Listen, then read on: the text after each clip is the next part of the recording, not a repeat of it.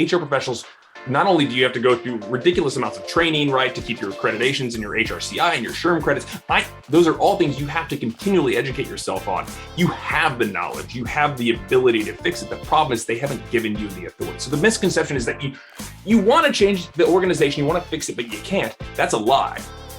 If they were to give, and these are obviously the good HR people, right? Yeah. Not the couple of people over there as we talked about earlier. If you were to give them the authority to actually implement some of the stuff that they want, these new projects, these new procedures, these new ideas, if you were to give them the ability to do that, the results would be huge. Yet they don't want to do that, right? And so I think it's been this clawing struggle for all HR professionals to kind of get that seat at the table to be like, no. What you have to say about operations is important, but what I have to say about HR is just as important.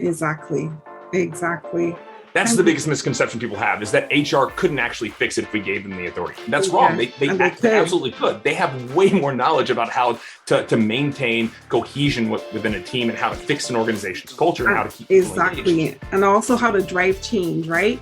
Absolutely. I read a report that was recently posted by Sage People. And in that report, they were talking about the perception gap that exists between the C-suite and HR. And they were explaining that how this gap is slowly closing because of the pandemic.